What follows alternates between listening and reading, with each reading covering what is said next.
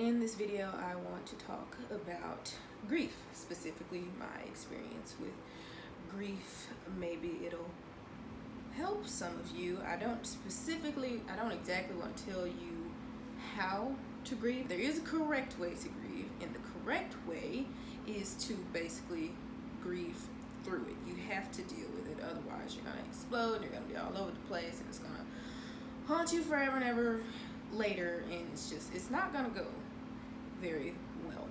So to start, I want to mention the 5 stages of grief. I did look it up and I read that it was actually designed for people who were terminally ill, not for people who lost someone or were grieving someone. It's really just designed as a way to help understand the emotions of those that were dying. So a lot of people seem to take that as that's the way that you're supposed to grieve, and that is not the way to do it, because grieving is different for everybody depending on your age, your personal state of mind, the relationship that you had with that person, how long you knew that person, whether or not you lived with them or not. There are so many things that go into that. But anyway, the 5 stages of grief are denial, anger, bargaining, depression, and acceptance. Now, for those of us who have lost someone and are grieving, we feel all of those and more, some of them combined to become entirely different emotions altogether. I am grieving my father, my beloved dad. He passed away last year, November 7th, 2017. And it has been a doozy. Let me give you a little bit of background as to what happened. It was April 5th, 2015. My pops had a stroke. And before he had the stroke, I think the last thing that he said to me was he was leaving the house. He was going to Save-A-Lot, and he peeked in and he smiled. He was like, "I'm going to Save-A-Lot because there's a sale on strawberries." And I told him that I wasn't gonna be there when he got home because I was going to hang out with a friend from work, and I was on my way to that to go out with my friend, and my brother-in-law called me, my sister's husband, which was kind of weird, but it was a good call, because if my mom had called me, she would have been, you know how you have certain people that call you, and when they call you and they tell you something, it sort of just stresses you out. So he called me and he told me that he thought my dad was having a stroke and that they called the ambulance and all that. I was used to my dad having to go to the hospital because of whether it be a diabetic seizure or high blood pressure or something, but I was obviously used to him being there for maybe a day or two and then coming back home. And this time he did not come back. He was in hospice for almost 2 years. He was unable to move the right side of his body. Basically watching him deteriorate was not fun at all. So on November 6th, I had been talking to someone trying to arrange for my dad to be able to come back home, whether it be for a few hours or so, just so he could be in his own house. My dad, he really liked Marvel, he liked superhero movies. I think that's what got me into it. So I was trying to arrange for him to come home so we could watch a couple movies or so together. And the next day, excuse me, I'm not gonna cry. I got a call from my aunt, and she told me that she asked me if my husband was home, and I said yeah. And then she said, "Baby, Ray passed this morning." And I said, "What?" Because of course you're never ready before that call, and she said it again. It was kind of like that moment where your ears sort of just ring. Basically, I was in shock. And so I walked to the game room, which is where my husband was. He was playing games all night. And I told him, and I had to tell him twice, because the first time I was talking, but nothing was coming out, and I could barely breathe. I felt like a noodle. Like, I didn't feel like I couldn't really stand, kind of situation. And I was just like, I'm about to call my mom.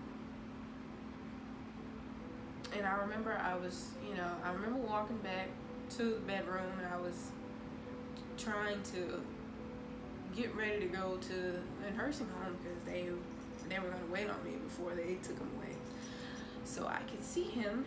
And when you're in shock, it's the weirdest thing, because like it's kind of like a very calm panic, or at least that's the way I can describe it, because I looked at my husband and I said, my dad just died. I'm trying to figure out what shirt to put on, and the shirt, I ended up putting on one of my dad's shirts, and the shirt said, "If you love me, let me sleep," because my dad slept a lot. I was in shock, because I had so much faith that he was going to be okay. I was genuinely expecting him to experience a miracle, that he would get up and that he would be well again. After almost 2 years, I had seen videos of people who had strokes recover after 3 years, and one day they just start walking. And so, I had all this hope. And when I got that call, it just sort of just went out of the window. At the same time, I also felt relief, because watching him deteriorate was painful. It was very painful for me, and I knew that it was painful for him, because he was independent. He was very stubborn too. He didn't like to listen to anybody. About 2 weeks leading up to when he passed, the times that I had gone up there, he was groaning. He had been groaning and moaning out in pain, and the nurses, they had told me that it was because I think it had something to do with bed sores or something, or just from him laying in one spot. It had to do with his sacrum. His sacrum was hurting. So like every time they moved him or whatever, he was just crying out in pain. He was in a lot of pain, and I was just relieved that he didn't feel that anymore. And I was also relieved because I was holding on to so much, and I was so stressed. The thing about my stress is I don't realize when I'm stressed until it manifests as physical symptoms. And at one point, my face had gone numb, and my leg had gone numb, and my joints and things were hurting, and I was swelling up, and I thought that something was wrong with me. I mean, I was stressed, and when I went to the emergency room, they told me that, and told them everything that was going on. They was like, "Oh, honey, you're just stressed. You need to drink some water and lay down some much." I was relieved because I didn't have to worry about him anymore. I didn't have to be sad for him because he was no longer suffering. He didn't have to be crying out in pain anymore, and I didn't have to worry about what was going to happen with his house anymore, or all the paperwork and things anymore. After this point, none of the emotions I felt are really in any specific order. They sort of just, they come, they go, then after a little bit of time, they may come back, and it's everywhere. It's like the worst roller coaster ride ever. Somewhere in there, I was feeling guilty. And the reason that I felt guilty was because, well, the first reason was because I told him that I was moving. We were moving, my husband and I, to Atlanta, and I wanted my dad to know, because I don't want him to be like, where's my baby girl? I'm the baby. And so I told him that we were moving, and when he passed, I felt guilty because I thought that he got so sad from me telling him that I was moving away that he died. I thought I saddened him to death. And my sister told me, she said, you don't have that much power. I had to give me tissues. But anyway, so I thought I saddened him to death because I told him, and then 2 weeks later he passed away. I was also feeling guilty because there were times in all of this where I was just like, I could see that he was suffering. I mean, I cannot imagine being confined to a bed, not being able to move. I don't know if you've ever just laid around so much, whether it be watching TV or you just chilling, where you just look up and you're like, dang, I'm getting depressed up in here just laying around. And he already had struggled with depression before, and so I know he was depressed, just laying in there. And there were times where I was just like, man, God, what is the point? Like, either heal him, please, or put him out of his misery, because I didn't want him to suffer anymore. And so I was feeling guilty because that was what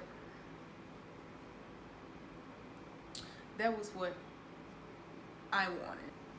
So I was also very sad because despite all of that, somebody who helped raise me, my dad, my pops, was not there anymore, and I was going to miss him desperately, and I do. And it's still very, of course, it's gonna always be very sad. It's just like this hole. I was depressed. And sometimes I go, a little bit in and out of depression, and the reason that I get depressed is because I can't cope. Sometimes I have a hard time coping with the fact that there is absolutely nothing that I can do to bring him back, and that creates such a feeling of helplessness and hopelessness within my spirit that I get depressed, because that's the way that grief feels to me. It just feels hopeless. Like, I feel like he's within a box, or he's behind a brick wall. No matter how hard I hit it or bang it with a hammer or whatever, or yell, there's absolutely nothing I can do to tear it down, or anything I can do for him to hear me. Like, there's absolutely nothing that I can do to get to him. It's just, I feel a hopelessness and a helplessness for the inevitable. As people, if something happens in our lives, there's always something that we can do, or at least we can try to control it or contain it or do damage control. We have some level of control over it. And it's just when you lose somebody, when someone that you love passes away, it's like there's like, you knew it was going to happen one day, and there's absolutely nothing you can do to stop it. And that made me and makes me depressed sometimes. And I also had anxiety. I'm doing so much better with it now. The anxiety started when he had the stroke and was laying around. I didn't know that I was having anxiety attacks. I just know that I was at work one day and a customer was pissing me off, and I just started laughing hysterically, and everything was just funny, and it was just my mind trying to. Sometimes you get so stressed out that you have to laugh to keep from snapping. And I thought my inhaler wasn't working because I was using it, and I was still short of breath, and it's like I had to walk out and walk around the building, and I was trying to keep calm, and I just couldn't. I was seeing red, and I was just so mad, and I couldn't at the same time I couldn't breathe. And it wasn't until I told my sister. She was like, yeah, you having a panic attack. I'm doing so much better with that now. And the reason I was having anxiety was just because I didn't know how to deal with the stress, because as I said before, I don't know when I'm stressed until it physically manifests into some physical ailment or pain or something. So it was just the stress of it all that was giving me anxiety. And mind you, these emotions aren't even including everything that was going on with the family drama, the real estate, the medical bills, all of that in between, because the emotions that I listed were just really cut and dry, but it goes so much deeper than that. All of those emotions morph. They become one and separate and morph into other emotions, and they're just all over the place, and you have mood swings. But now I'm going to talk about the things that people said to me that I personally hated. And one of those things was, I would be in the moment of grieving or crying, and somebody would say, "Well, you still have me." The reason I personally didn't appreciate that statement was because I'm not grieving you. You're still here. I'm grieving the person that I've lost. I'm grieving my father. You can't replace him, so that doesn't help. That statement doesn't help me. You saying that I still have you, I have you, and I'm grateful for that. But please don't say that to me again, because it's not you that I miss right now. It's somebody that I will never see again. I currently still have you, and that's great, but just please don't say that to me anymore. Another thing was,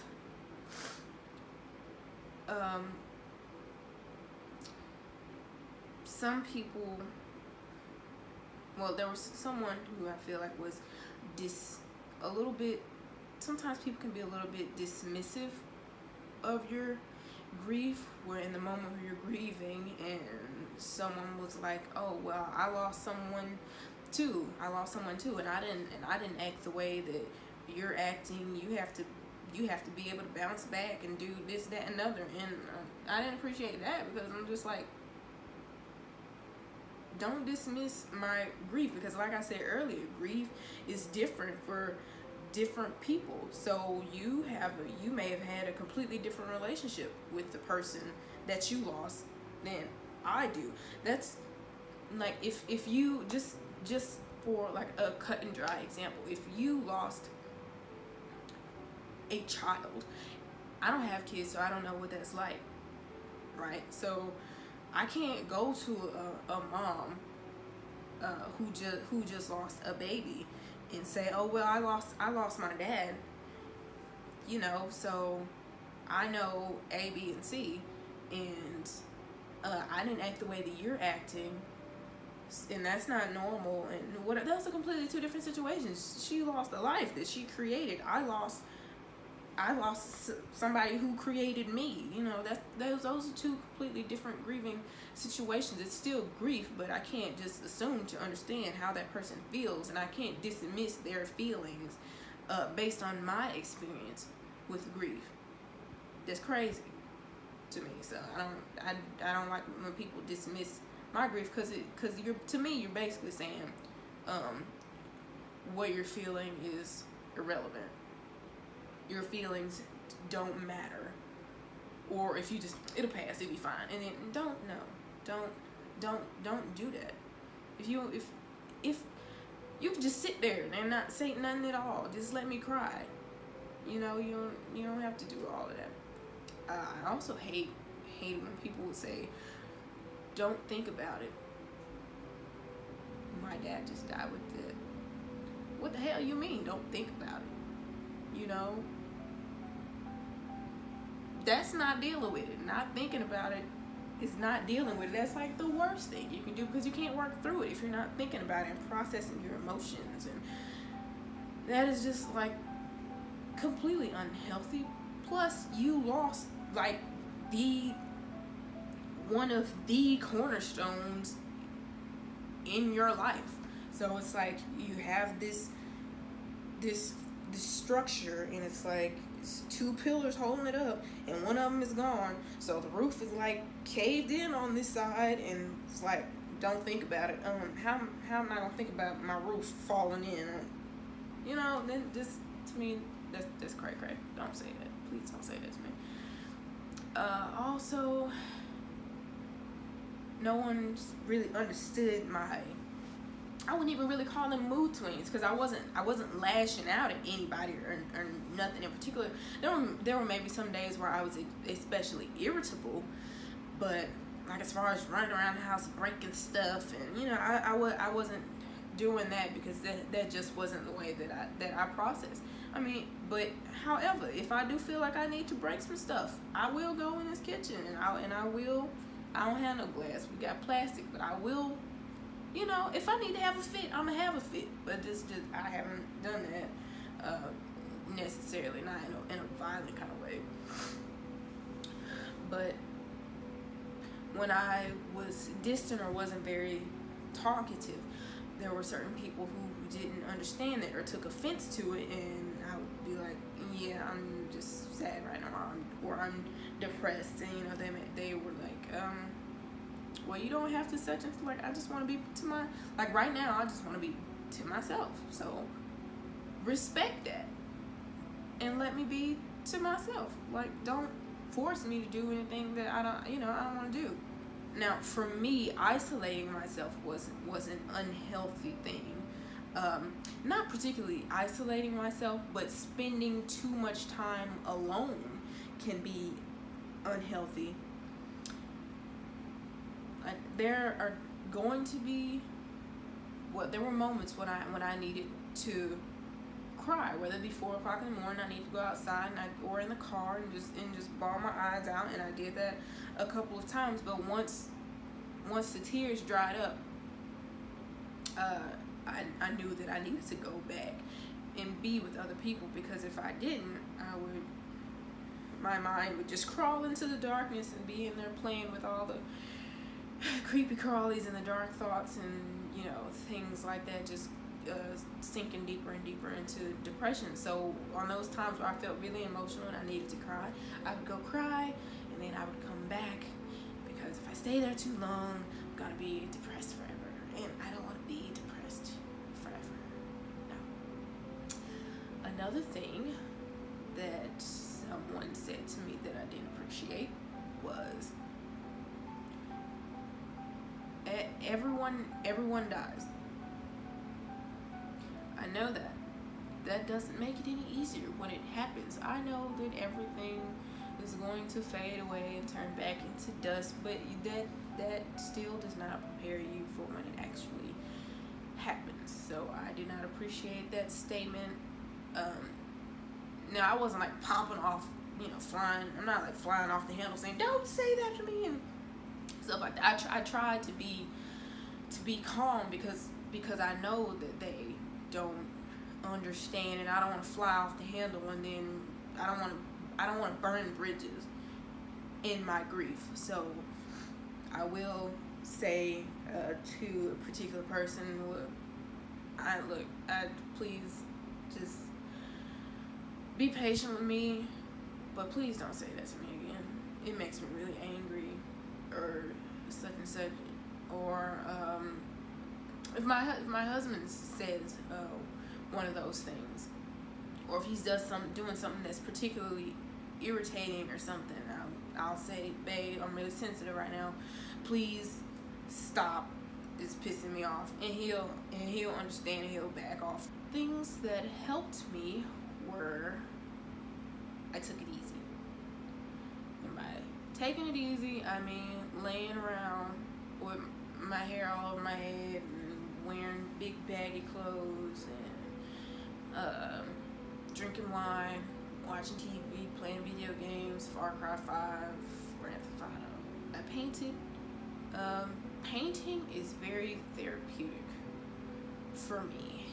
When I do paint, it's so quiet, and it just takes a lot of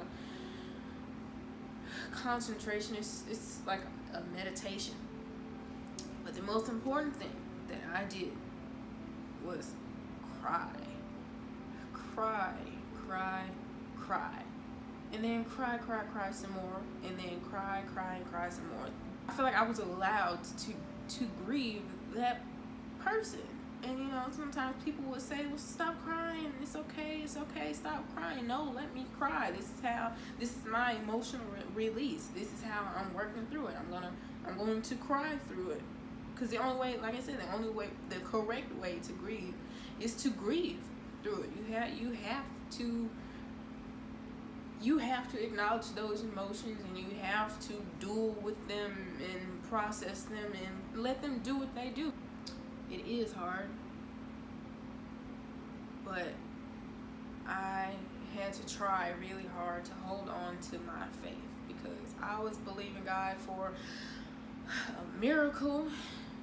And like I said, I had this journal, and I was decreeing and I was declaring, and he was gonna be all right, and he was gonna get up and walk, and he was gonna come home, and like he was gonna come back better than before. And I believed that was gonna happen. And then when it didn't, my faith was shook. It was shook. Like I didn't even want to pray. I did not want to pray because I was so upset and I was so disappointed, because I was like, God, I believed so hard that he was gonna be okay, and he's not. And once again, my sister, thank you, my sister, and mom. But my sister, what I specifically remember, she told me, she said, you don't know what conversation your dad had with God. She said maybe in that moment he was saved, and so God decided to go ahead and take him. Or maybe he asked God to take him. Or maybe that was his healing. Maybe that was him being delivered from all the depression and the hardships that he had been through. You don't know what conversation they had. And I wanted to be selfish. I wanted him to be okay because I wanted him to be okay. I wanted him to get up and walk home because that's what I wanted. But I don't know exactly what he wanted, and that's actually kind of the part that bugs me, is that I don't know. Pictures also help. I have a couple of pictures, and also I have a video of him from when my husband proposed to me. I can see him off in the corner smiling or whatever. Those are some of the things that help me. That isn't exactly all of my experience, because like I said, there are so many other things as far as the family drama and the medical bills and just filling out all the paperwork and stuff like that. But as far as the actual grieving, was a lot of it, and that is what I am still going through. And I just want you to know that if somebody says something crazy to you that you don't like things that I listed, or just something that is a personal pet peeve to you, please let that person know, because I would hate for them to keep saying it and then you explode and pop off. Now, if you tell them and they still saying it, by all means, explode. Do what you need to do, but I do ask that you actually grieve through it. Try to avoid anything that's self-destructive. Cry as much as you need to, but don't stay in that spot any longer than you need to. Stay surrounded by people who love you. If you have a cat or a dog, cuddle with that thing. Cuddle with it. Animals, oh my God, thank you. Thank you for animals, Lord. Oh, they just love you. They just love you through whatever. They ain't gonna say nothing ignorant or stupid. They're not gonna dismiss you. They just love you, and they're so soft. So cuddle with that thing if you have one. Drink you some wine or whatever. But I mean, don't make yourself sick. Don't do that, because then you're gonna be feeling extra crappy. Please don't do that to yourself. Watch the TV. Play the video games. Go paintballing. Go do stuff. And go out and have an amazing day. Make your days amazing. And then at night, go home and cry yourself to sleep, and then do it again the next day. Do it for as long as you need to. But I just ask that you would avoid self-destruction. Don't be afraid to talk to anybody. Journal. You might want to keep a journal. If you really don't want to talk to anybody else, keep a journal. Write down how you feel. I don't care what it is. If you are feeling murderous that day, by all means, do not go out and kill anybody. But write down exactly how you feel, and don't be ashamed about it, because it doesn't help you to have feelings and then ignore them just because if you said them aloud, people might look at you crazy. If you feel them, admit it to a journal yourself, because that's really gonna help you. There are so many happy people who have emotions and feelings that if they said aloud, you would be like, oh my God, I don't know you at all. But you're not gonna be honest with nobody else. Be honest with yourself about how it is that you're feeling. I just hope that you accept those emotions, and that you grieve through it properly, and that you deal with it, and that you cry, and that you do everything that you need to do in order to move past it. It gets easier, but it's still sad. The grieving hasn't gone away. There is no time frame for it. If it takes you 2 days and after that you're fine, don't be ashamed of it. If it takes you 5 years, that's okay too. You are a completely different person. You are an individual with complex thoughts and emotions. So your process is going to be completely unique to you, because you are unique. If you have any questions, leave comments below. You can ask me in the comments. I will answer your questions to the best of my ability, and if I don't know, I will simply tell you I don't know, because your situation may be completely different from mine, and I don't know everything, but we are gonna make it. So have a good one.